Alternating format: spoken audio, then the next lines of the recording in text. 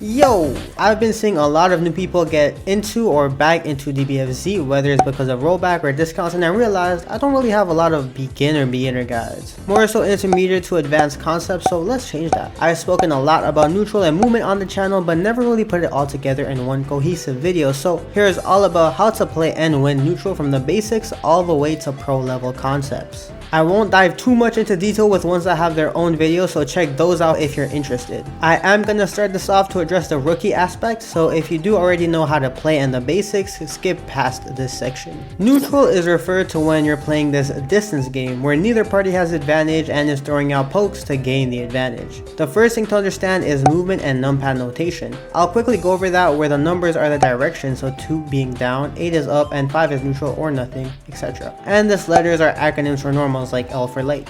You have walking with forward or 6 and walking back with back or 4. Forward dash with 6-6 that can be held, back dash with 4-4 that has some startup and recovery, jump with 8 where you can jump forward with 9 and back with 7, and you have one air action to double jump in any direction or an air dash in those directions. And the popular IAD, instant air dash, done by inputting 9-6 or 4-7. Dashes can also be done with forward plus dash button, which is your super dash button when enabled.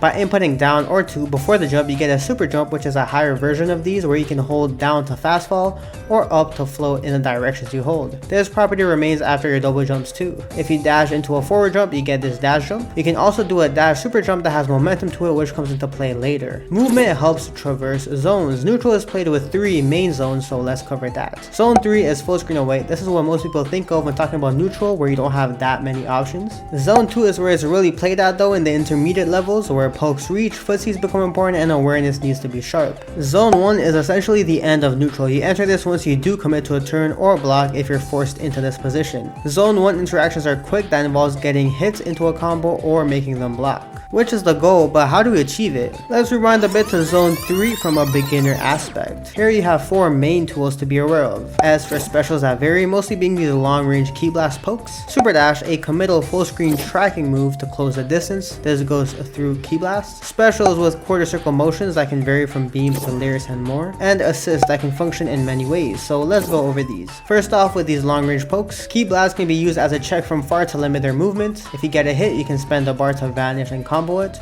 or just use a recovery chaos to set something else up.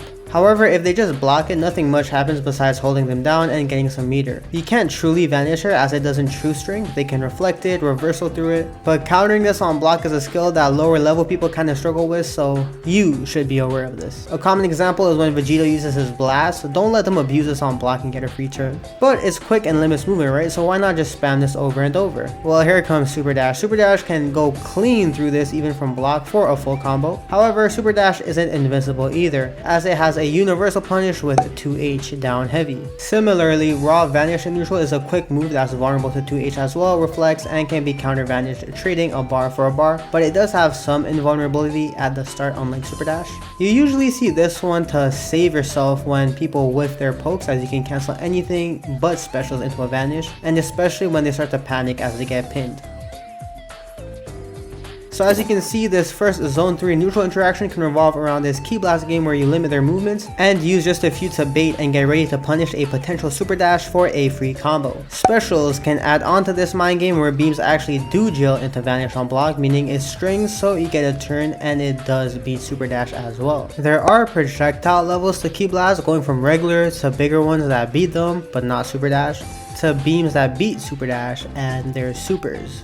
Those with the same level clash with each other. However, if they react well, specials can be reflected like anything else to avoid the situation altogether. Now, this isn't a pressure video, but then you get into this vanish minigame where grounded block vanishes give the attacker plus frames. So if both parties match, the one starting off with more plus frames win. You're only +2 though, so there are reversals, reflects, backdashes to worry about, which can be hard baited by waiting, but then you risk them just mashing on you. A mini pressure mind game, but I have videos on that. And also in the recent change, you can actually super dash dash on hit to combo meterlessly as well. So some specials can be a good tool to pair with Ki Blast to ground them, but then we get into this whiff punish aspect. If they dodge a set special by say jumping, you're locked into the animation mode where recovery comes into play, giving them an opportunity to punish, most commonly done with super dash or land and pressure if it's a physical hit, which is an interactable component in neutral. You could super dash even on whiff after beams, but again, they have the advantage here, where they could even bait your super dashes in return or they end up clashing. However, this basic zone 3 game isn't that good. Even if you land a combo, it's a short one that's scaled, requires resources like a bar to even vanish, and doesn't really guarantee anything.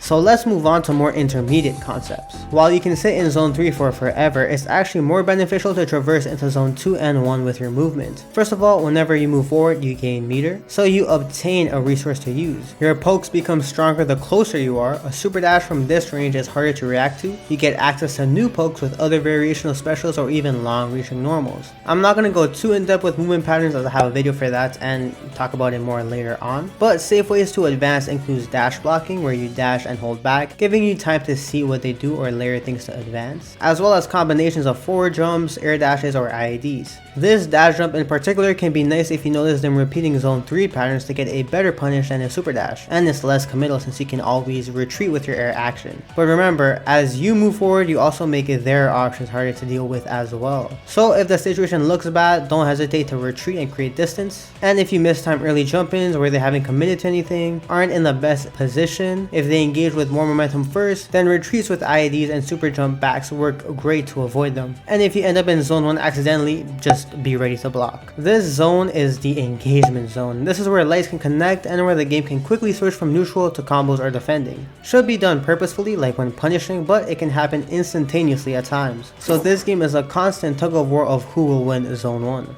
But the reasons why you want to engage in zone 1, although riskier, is well a lot more reward. You can land your most damaging medium starter combos. Those are the ones that scale the best to optimize your hits. And it's for free. Movement doesn't cost anything, it actually builds things. But here's another challenge that comes with it: Hitconfirms. Since you're at a closer distance, it takes a bit more skill to be able to recognize if you whiffed, landed a hit, or made them block, which all have different responses to straying into. So you'll need to develop this skill by practicing, where setting guard to random can help with Hitconfirms.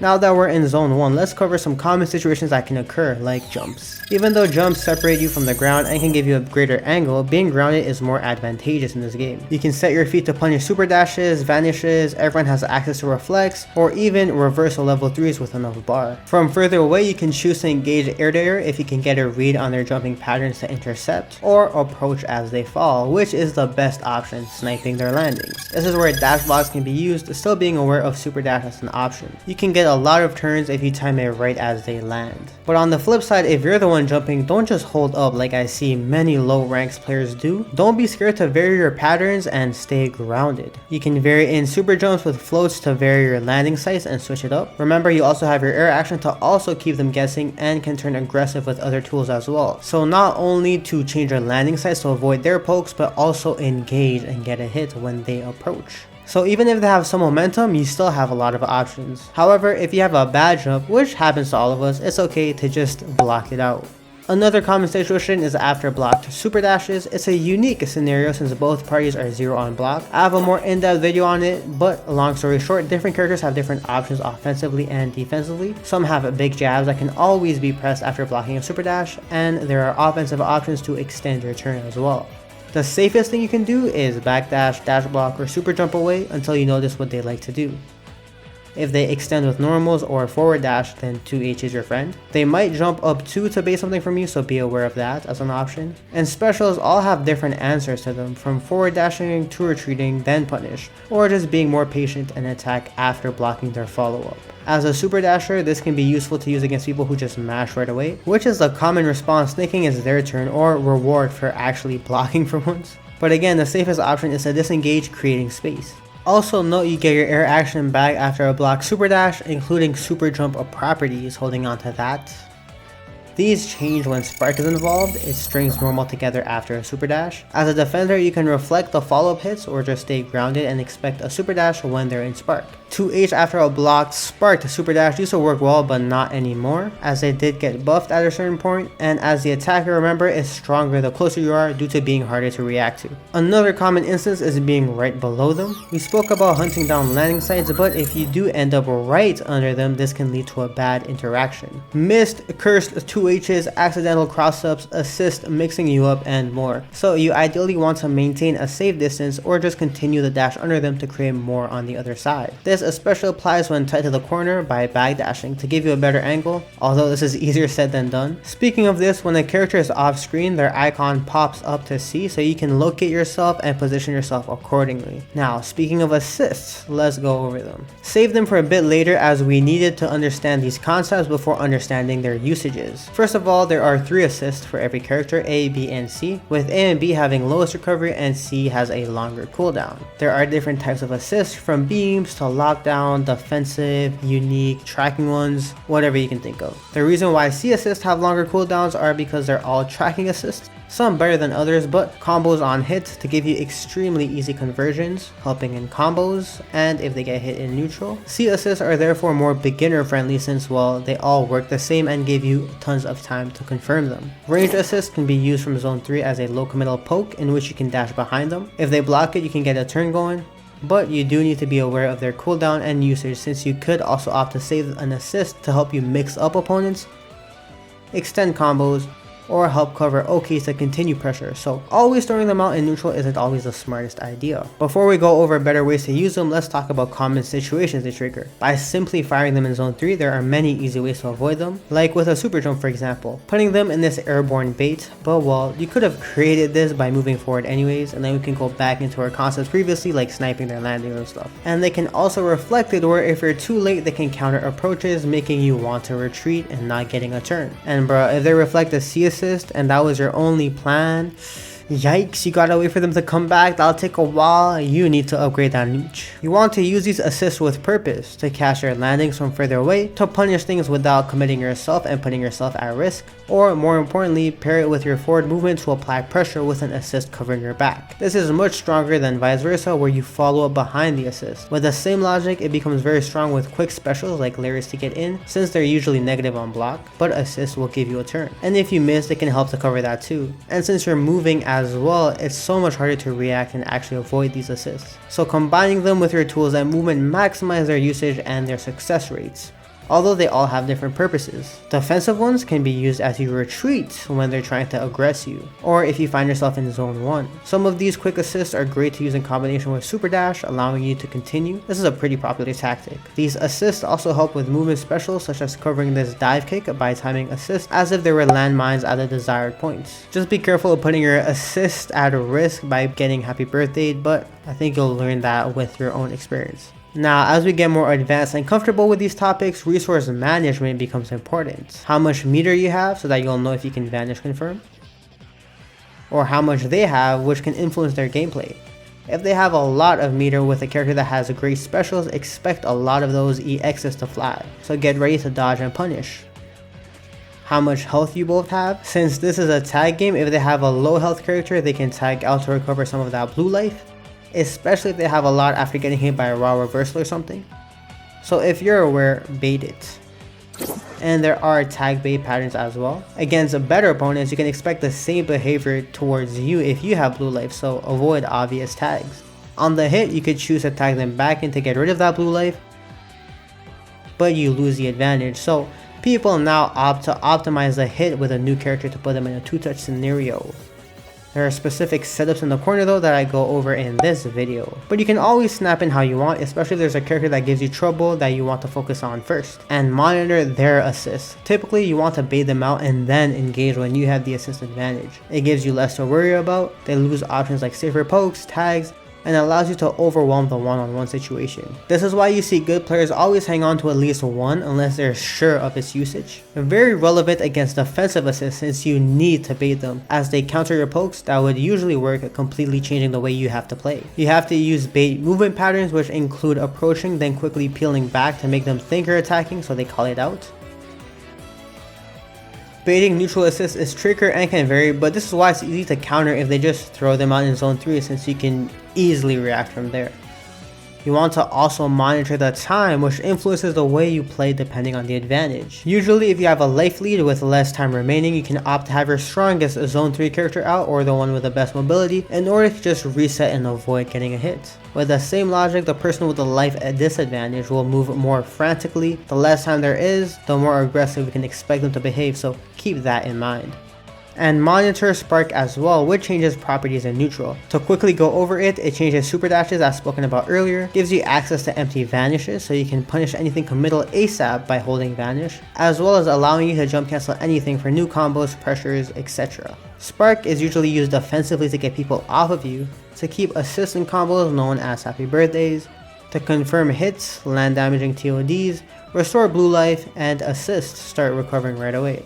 So it's not exclusively a neutral thing, but it's still a key resource to monitor. So as you can see, a lot of neutral observation is actually spent looking at your opponent. You only want to quickly glance at yourself time to time to get an idea of your own resources and positioning, but you should already be aware of that. A good time to glance at resources is during your simple combos, since at this level they should be second nature, or when animations occur like supers or smashes, then think and plan ahead accordingly. Now this is already enough to practice and master to win neutral, but let's talk about even more advanced footsies and movement patterns. First off, with movements, one thing I really like to do is pairing IEDs with the JMs or JLs. These not only act as defensive pokes in case they approach quickly, but they let you buffer other things so they can come out quicker, like specials or more importantly moon jumps. I have a video all about that, but they're great to quickly escape scenarios, flip the neutral positioning, quickly and safely advance, dodge zoning patterns, and more. These IEDs can be paired with other movements as well to achieve different things. Forward IEDs for quick overhead pokes, adding backdash and super jump backs to very grounded times while escaping. Remember that you have your air actions too, which can be used to turn retreats into approaches. And back IEDs plus dash block or backdash plus forward IEDs are a great way to approach within range. This one is also nice as it builds meter. However, these IEDs are vulnerable to well-timed projectiles that can hit your JMs, so don't be like me and always use them constantly. Be a bit smart about it. One more interesting movement pattern is this underdash if they're above you. We spoke about this earlier, but something else you can do is keep holding dash as you cross under them. This way, if they super dash, you extend the super dash animation to get a much easier punish. Just don't hold the dash too long. However, this is mostly done to get a reset if you want to avoid zone 1 interactions while safely baiting super dash. As you can see with movement, you want to be able to cover a lot of options while staying as safe as possible, so being flexible with it. You can also cut your dash short to poke their landings, reverse back over again, add IEDs to cross up, etc. Now, movement is good and all, but this is when you want to use it to lock in with your footsies and punishes. Footsies is basically being close enough to get them to punch, but being just outside of their range so you can counter their recovery frames with your normal. It's a lot harder in a game this fast paced, but still doable. Physical hits have a tighter window, so knowing your normal ranges is key to whiff punish them. Although super dash still helps to punish bigger things like whiffed auto combos. Some normals have specific punishes like how you can 2H UI's auto combo, but you'll likely use your M's to get a hit. Even if you're too late, you have the advantage. This is where character knowledge and experience comes in though, knowing what their common pokes and options are, and how to punish them, and your best pokes to throw out as well. For example, you can't 2H base Vegeta's EX rocket kick when it's grounded, so it's a lot harder to bait out, but you can if it's done in the air. You can low profile blue Vegeta's EX grab, and even some assists have specific answers, such as 2Hing Baby B, which tracks you and is a pretty good assist. Another advanced concept is the aerial battle. Going back to earlier, most of our main options are on the ground, like handling super dashes, but advanced folks engage in the air too. Let's look at this super dash example once again. When you're in the air, people tend to super dash more since you're more vulnerable. This is where movement can be helpful to bait it, but you can counter it in the air with a well-timed jab. Some have better jab so accomplishes than others. Others have big hitting specials that can be used to counter super dashes and lock them down as well. Or air reversals, which can be buffered by repeating the directional inputs as you float in the air and then just pressing the missing input on reaction to them doing something. Works if you have an aerial level 3 as well. Another aerial strategy is intercepting. This is when you jump in their path while they jump to hit them. Commonly happens with moon jumps where they try to traverse over top of you and you can just super jump straight up to intercept that. On a smaller scale, if they repeat movement patterns where they whiff an aerial button, like backdash into dash from JL, you can intercept after their whiff, or if it's a passive movement, timing correctly to get them in a desired spot. Or go for a simple punish if they repeat their same repeating patterns. Thanks for making it this far. Now it's time to give y'all a taste of how this final level looks like. like, and this is where things become more abstract. Throughout this video we spoke about ways to get the hit or stay safe, but now I want to focus on some strategic aspects of the game. One thing you want to focus on is pinning them to the corner. This is the goal when we combo them, when we oki them, push them back to apply the most pressure. In neutral, you can exert your movement to make them retreat. As you advance, good players tend to retreat as well to respect this mutual distance. So if you can time it right, you can close off the space behind them with the concepts earlier and inch them back. You don't have to take any risk until you achieve this goal where they can no longer move back and you have access to more options. If they engage and take a risk, then great, we've covered most of the ways to counterplay earlier so you get a free hit. But if they don't want to take a risk, managing the spatial advantage will shift the favor on your side. When you do see an opening, your success rate will probably be a lot higher. Now there is always going to be some risk in neutral with some choices that could surprise you, but this is just ways to maximize your odds. Something you can do to push your advantage onto them is by applying pressure with your movements, but also enticing fear with your tools and their potential of use. What do I mean by this? Depending on specials, by entering within range of them, you can change the way others interact. This is evident with Cell when he's a dash away with perfect attack, or any layers from deep zone 2. Just by entering this distance, you'll see them backdash and focus all their attention on trying to punish this one tool. While they're overthinking, you can use your options around this. This can help you drive them where you want, but also opens up options like your other pokes. So you can incite fear from these moves and abuse their potential of use to create situations you desire by just entering within range of them. This also depends on your creativity and what you want to accomplish with this fear. You also have to build your sense for momentum. This is most obvious with livelies where commentators say the leading fighter has all the momentum, but on a smaller scale, neutral interactions carry momentum to them as well. This can relate to how you feel too. If you feel overwhelmed, then it's likely because they have the momentum for whatever reason, and vice versa. When you carry momentum, you can take bigger risk as it feels like everything starts to work out for you. I think we've all felt this, so I don't need to explain this as much. And on the flip side, it feels like everything you try just backfires. What I want to know here is that people ignore momentum whenever it's not on their side. For some reason, they try to match their opponent's pace. I see this often at lower levels when people start blaming it on randomness and luck. You want to compose yourself and be at calm with simply blocking and admitting that you lost neutral due to this chaoticness, which is fine. Trust in your defense. Then when you escape their pressure, try to remember what opened you up and capitalize with punishes on their habits. Learning when to slow down your own pace, neutral, and mindset, as well as when to speed it up is key to manage momentum and turn it to your side. These are very hard to think on the spot, requires experience and quick thinking, but can be built over time. Last few concepts to conclude this video is always keep in mind your strategy. This can range from simple concepts of basing your gameplay around punishing their super dashes, to pinning them to the corner to use specific assists to lock them down. Be aware of how your strategies can change depending on the order of your team, your health, resources, momentum, and state of the game. Different characters have different tactics, as well as movement patterns and special patterns. Some of them can combo certain tools together in neutral, have access to specific punishes, matchup counters, and even different mobility with specials and normals. I have a few character specific neutral guys on the channel that showcase this, but being able to master universal movement and your own character's neutral will maximize your potential. Just remember, neutral needs to be tailored to your opponents. Advanced concepts won't work against those that don't have a good feel for neutral, and if your simple stuff is working, then that's all you need. Neutral will always look differently depending on who you're playing against. Focus on the concepts you're most comfortable with before trying to implement new ones, and look around for other concepts to learn and master that's out there. There's still a lot more to neutral, but I tried my best to cover it all. Hope you enjoyed this video, man. I'll see y'all next time. Peace.